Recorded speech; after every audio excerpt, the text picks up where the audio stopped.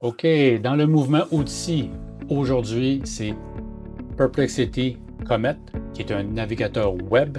Ils ont déjà implanté ce que j'appellerais, ou ce que j'appelle la navigation web du futur, où est-ce qu'un agent est là pour t'assister dans ta navigation. Ce n'est qu'une introduction pour faire une vidéo courte et rapide et être très consciencieux de ton temps. Alors, j'espère que tu vas l'apprécier. Écoute jusqu'à la fin. C'est un genre de crescendo.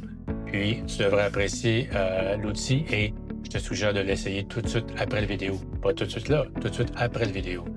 Et on s'en reparlera. Donc, tu peux mettre des commentaires dans YouTube, ce sera très apprécié.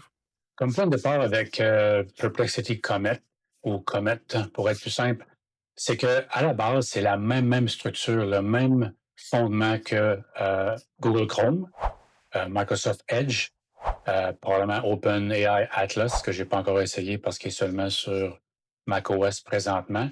Et beaucoup d'autres navigateurs web sont basés sur Chromium, qui est Chrome. Donc, si vous êtes habitué à Chrome, vous êtes habitué à plusieurs furteurs, plusieurs navigateurs. Donc, si je vous le montre très rapidement, si vous regardez ce menu-là, c'est probablement un menu que vous avez déjà vu, déjà connu. Donc, rien de nouveau. Donc, pour faire la transition de votre navigateur actuel, s'il est basé sur Chromium, Edge Chrome, pour nommer que ceux-là, et vous allez à Perplexity, ben, le changement ne sera pas si énorme que ça. Donc, ça, c'est le point de départ que je vais vous montrer. Ce n'est pas la navigation du futur, mais c'est pour vous dire que pour la gestion du changement ou la résistance au changement, n'hésitez pas, le changement peut être très facile à faire. Donc, si on monte un peu d'une coche au niveau de ce que Comet peut faire, ici, je vais rentrer juste quelque chose de très rapide, Tesla Cybercab, et je clique. Comme vous le voyez ici, le début, c'est une recherche normale à la Google ou Safari ou les autres. Et ici, c'est le mode agent que vous pouvez trouver aussi dans Chrome. Donc, rien de nouveau, qui explique certaines choses avec naturellement des liens, et puis il s'arrête là. Il ne va pas plus loin que ça. Si je m'en vais, OK, je m'en vais dans la, disons, navigation traditionnelle, je clique sur Tesla Cybercab de Wikipédia. Maintenant, je me retrouve sur Wikipédia. Une des fonctions de Comet, qui est très rapide, c'est que plutôt que prendre l'URL, le mettre dans ChatGPT ou un autre LLM, je clique ici sur le bouton, il ouvre l'assistant par défaut et il fait un résumé de cette page. Donc, ça permet en un clic d'aller chercher l'information d'un long PDF, d'une longue page web ou même d'un site dans son ensemble. Et à partir de là, l'assistant est déjà en navigation avec vous, donc déjà sous votre contrôle.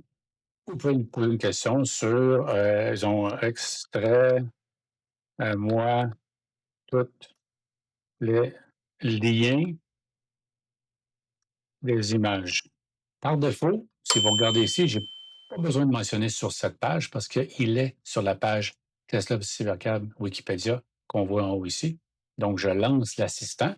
C'est un peu comme votre chat GPT dans votre furteur directement. Et il est en train de travailler comme un agent le fait. Donc, vous avez vraiment un agent directement dans la navigation. Et dans ce cas-ci, nous sommes disons, dans cette page, mais vous allez voir plus tard avec les onglets qu'on a en haut, on peut même, parce qu'on est logué, faire des actions pas mal plus poussées avec Comet. Donc ici, il continue à faire la recherche pour sortir les liens. Et voilà, tous les liens, les images qui sont dans cette page, qui sont là, ont été sortis. Donc au lieu de cliquer sur chacune des images, dans chacun des tables, j'ai tous les liens ici. Alors, si on pousse ça un peu plus loin maintenant, comme je le mentionnais, on a différents onglets dans un navigateur, vous n'êtes pas surpris. Ici, j'ai un compte Gmail, qui n'est pas mon compte personnel, qui est un compte que j'utilise là, pour certaines choses avec les clients, faire des tests et tout ça. Et si je retourne dans mon Tesla Cybercab avec les résultats ici, je peux les dire, j'ai préparé un prompt, un énoncé, que je copie ici. Je veux que tu m'envoies ce résultat par courriel avec le compte Gmail ouvert dans un des onglets. Donc là, on sort du contexte de la page, on est dans l'assistant, puis vu que je suis déjà connecté sur mon compte Gmail, ben, il peut vraiment y accéder. Pas d'API, pas de MCP, serveur MCP entre les LLM, directement. Donc, on va l'essayer ensemble. Qu'est-ce que ça donne? Je clique.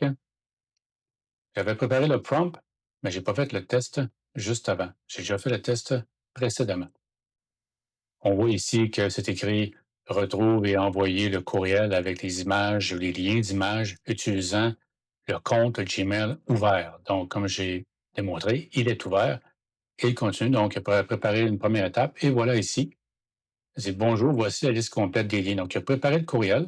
On va regarder. Et oui, il l'envoie au bon endroit avec tous les liens des résultats. Donc, j'envoie et le fichier a été envoyé à travers, avec le compte Gmail ici. Je n'ai pas eu à faire de copier-coller. Je n'ai pas eu à avoir un API avec un connecteur particulier pour aller me brancher sur ce compte Gmail-là. Donc, une force de l'assistant pendant qu'on fait la navigation web du futur. Une fonction intéressante que j'utilise sur mon téléphone avec ChatGPT, c'est que quand vous êtes dans ChatGPT ou dans ce cas-ci Comet ou autre LLM ou interface, c'est que vous devez taper tout votre énoncé. Donc souvent, on est tanné, on ne va pas trop loin, puis on fait un petit énoncé pas trop clair.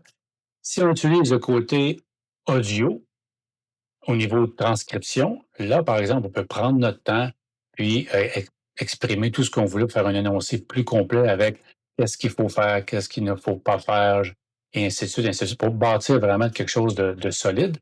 Donc, dans le côté de Comet, ce qu'on a déjà ici, c'est qu'il y a le mode vocal directement.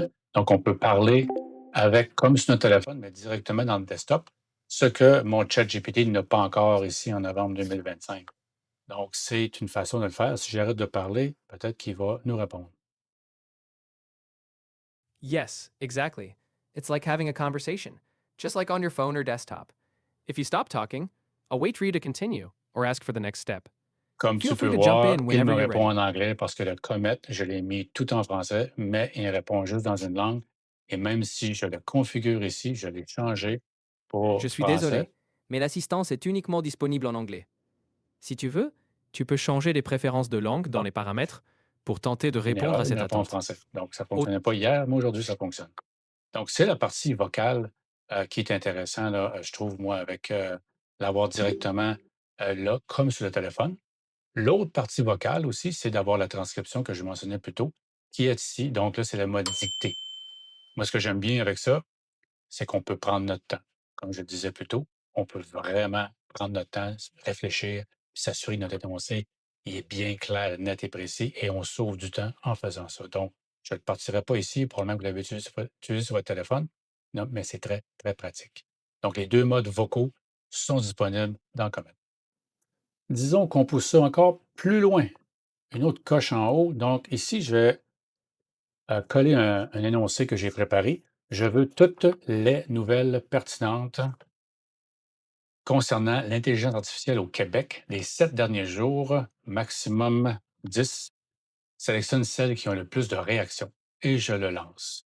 Donc, c'est une recherche, disons, avec un agent IA assez rapide, fouille super rapidement et me fait un résumé qui est allé jusqu'à 7 nouvelles. Puis, il me les a sortis ici. Donc, là, je peux les lire. C'est très, très court, mais j'aimerais ça pousser ça un peu plus loin. Mais j'aimerais ça avoir les liens qui vont avec. Donc, euh, je vais dire refaire. Donc, j'ai lancé refaire et ajoute les liens vers les articles. Et voilà ici, il me fait ce bloc-là. Donc, je dis OK, intéressant. Donc, j'ai dû faire 2 énoncés pour arriver là. Fait que là, je vais lui demander, crée-moi un prompt complet pour arriver à ce résultat. Donc, il va prendre les 2 prompts. Il va en faire un meilleur que les 2 miens. En voici un assez long, un résumé concret et le lien direct vers la source. Donc, je prends le prompt ici, il est même numéroté ici, et voilà, jusqu'à la fin. Donc, un prompt assez défini. Je ne vous le lirai pas. Et puis, ce qu'on peut faire avec ça ici, c'est, là, je dois tasser. Il dit qu'on allait pousser ça plus loin, donc je vais ici dans mon compte, je vais dans le menu des raccourcis. Fait qu'ici, on peut créer des raccourcis. Donc, au lieu de refaire toujours la même requête, dans ce cas-ci, les dernières nouvelles des 17 derniers jours, disons que le lundi matin, j'essaie de faire ça, on fera ça en étape finale. Ici, nom du raccourci, nouvelle IA, disons 7 jours. Et puis, qu'est-ce que je mets dans l'instruction? Je mets le prompt ici et je l'enregistre. Donc, slash nouvelle IA 7 jours. Donc, si je retourne ici, j'arrive le lundi matin ou le vendredi, je fais slash IA. Puis, qu'est-ce que j'ai? Nouvelle IA 7 jours. Je clique et le long prompt s'exécute. Et voilà ici, afficher plus, c'est tout le prompt qui est affiché là. Donc, c'est vraiment un raccourci, plutôt que de réécrire l'énoncé ou de le mettre trop court.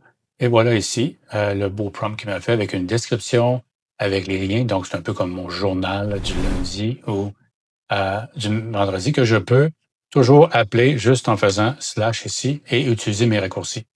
Et si on pousse ça encore un peu plus loin, on a notre prompt, on a notre raccourci.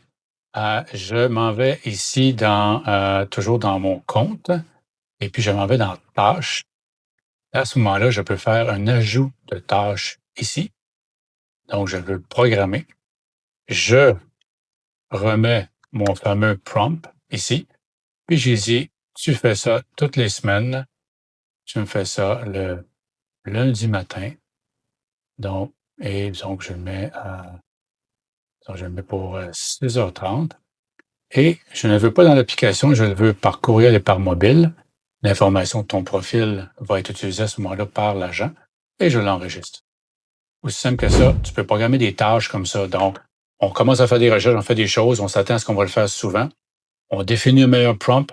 On peut s'en servir avec le slash pour le raccourci ou on peut le programmer puis l'avoir régulièrement. Donc, ça, c'est très, très puissant au niveau des PME avec une veille stratégique ou une veille concurrentielle, savoir ce que les concurrents ont fait, savoir ce qu'un certain domaine a fait ou dans une recherche de nouveaux produits. Il y a moyen d'utiliser l'agent qui va travailler pour toi, qui va faire des recherches web pour toi sans que tu aies à te connecter sur ton navigateur. Alors, c'était une introduction à la navigation web du futur avec Comet. C'est certain que Google Chrome, ils ont le mode agent, ils vont arriver avec quelque chose qui est équivalent, sinon meilleur. Il y a OpenAI avec Atlas et d'autres s'en viennent, c'est certain, mais en novembre 2025. Perplexity Comet a quelque chose de très puissant, de très bien. On peut le pousser plus loin. Ce n'était qu'une intro aujourd'hui. J'espère que vous l'avez apprécié. Vous pouvez le télécharger gratuitement. Et pour ce qui est des coûts, si vous voulez y aller, c'est 20 US par mois. Donc, à peu près dans les prix de OpenAI, ChatGPT, en équipe ou pro. Ils changent toujours de nom. Donc, c'était le Perplexity Comet. J'espère que vous avez apprécié. Allez l'essayer.